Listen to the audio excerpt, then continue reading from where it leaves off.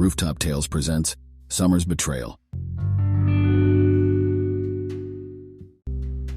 In the summer of 2003, I found myself in a new chapter of my life as I landed my first real job, finally earning some decent money.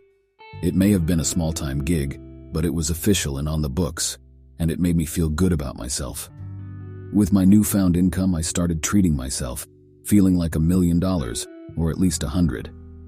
Although I was still relying on the bus for transportation, my confidence was soaring. One ordinary day, while making my way home from work, I walked to the bus stop as usual. However, this time a face caught my attention, a face I hadn't seen before. Working every day, I had become familiar with the regulars at the bus stop, but this girl was a stunning newcomer. She was undeniably beautiful, a perfect 10. Now, being around such attractive individuals tended to make me nervous, especially back in those days. But something compelled me to approach her.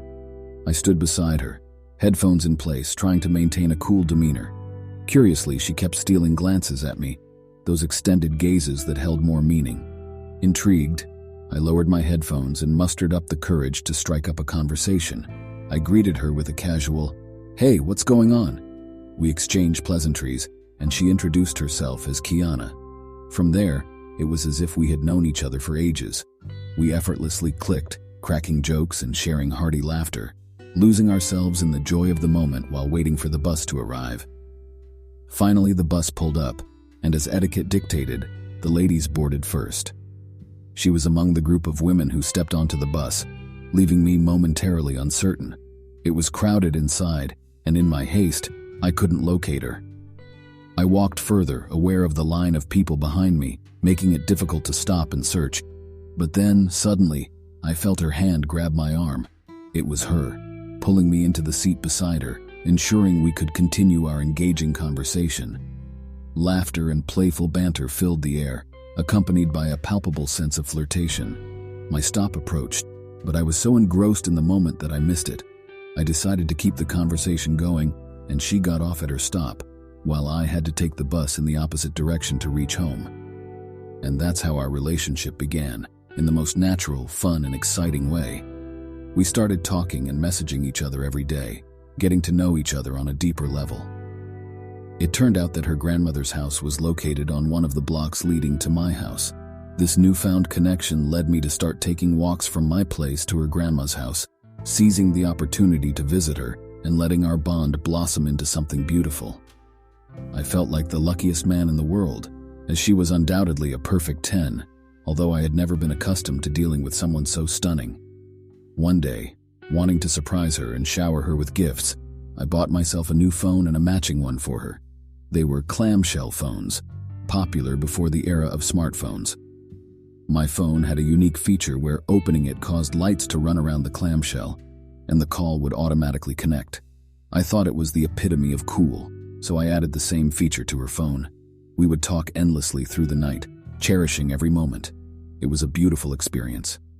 But then, one day, my world came crashing down. Being me, always striving for surprises, I decided to visit the mall. As I boarded the bus, I planned to call her from the store and surprise her with a phone call. I wanted to wake her up and say, "Hey baby, I'm at the mall. What shoes do you want? I've got you." It was a spontaneous idea, an attempt to be a thoughtful and loving partner. Excitedly, I boarded the bus early in the morning, contemplating the perfect shoes to buy for her. Upon arriving at the mall, I made my way to the Foot Locker, feeling proud and confident. I approached one of the employees and asked for assistance in selecting the sneakers she might like. I thought to myself, I'm making good money now, so why not splurge on something special?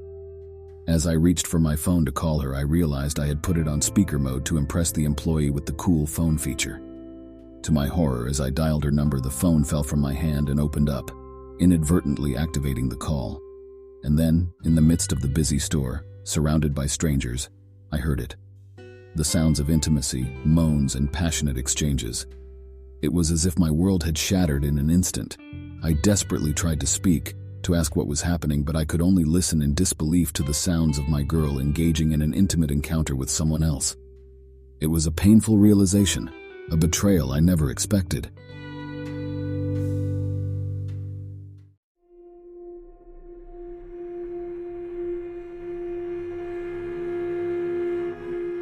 I hung up the call, feeling a mixture of anger, hurt, and humiliation. The employee standing nearby could see the devastation on my face, unable to find any words to comfort me. I mustered up the strength to compose myself, pretending to consider my options for shoes. Deep down, we both knew what had just transpired, but it was too overwhelming to confront in that moment. I turned to the employee and said, "I'll need a moment to think. I'll let you know what I decide." It was a feeble attempt to hide the heartbreak that consumed me. Now I faced the daunting task of going home. Thoughts raced through my mind, questioning what had happened, fueling my anger and despair. The path to my house took me past her grandmother's house, a reminder of the connection we had developed. But now it felt like a painful reminder of what I had lost. As I boarded the bus, I carried a knife with me, a precautionary measure common in those early 2000s, when uncertainty and conflicts could arise unexpectedly. I mentally prepared myself for a potentially confrontational situation. I called my friends, the ones I could count on, and informed them of what had occurred. We agreed to meet in the park near her grandma's house, anticipating that things might turn ugly. The fear of confrontation and the possibility of retaliation weighed heavily on my mind.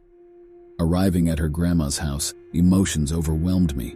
I couldn't bring myself to get off the bus, so I remained seated, lost in my thoughts. As soon as I reached home, the phone rang, and it was her. She apologized, pretending as though nothing had happened. I mustered up the strength to respond, asking her about the sounds I had heard. I wanted to understand, to confront her about the betrayal. But her explanations fell flat, the lies apparent to both of us. She suggested meeting one last time for closure, and deep down I knew it was a risky move. Nevertheless, I agreed, fearing that she might be planning something sinister. As I walked towards her place, I couldn't shake the feeling that I was walking into a dangerous situation. I clutched the knife tightly, ready to defend myself if necessary. In the distance, I spotted her walking towards the park. The closer we got, the more tears streamed down my face. The pain and sadness overwhelmed me as I walked past her, unable to face her directly. My friends who had gathered in the park noticed my distress and stood by, ready to support me. She approached me, tears streaming down her face, as if she had just committed an unforgivable act. She tried to explain herself, offering apologies and pleading for another chance. But deep down, I knew that trust had been irreparably broken. Her words held no solace, no reassurance. It was clear that our relationship had reached its breaking point. Unable to bear the heartache any longer, I turned my back on her and began to walk away. My friends, aware of the pain I was experiencing, stood silently in the background, waiting to console me. Tears continued to flow uncontrollably as I moved further away, knowing that it was time to let go. The story of my first phone had turned into a tale of betrayal and heartbreak. What was supposed to be a surprise and an expression of love had unveiled a painful truth.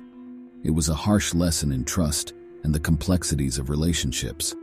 As I walked away from that park, I carried with me the scars of a broken heart and the knowledge that sometimes even the most beautiful beginnings can end in disappointment.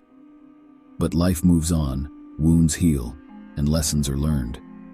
That summer of 2003, marked by the bittersweet taste of my first job and newfound independence, also served as a reminder of the fragility of love and the resilience of the human spirit. This was Summer's Betrayal. For more rooftop tales, like and subscribe.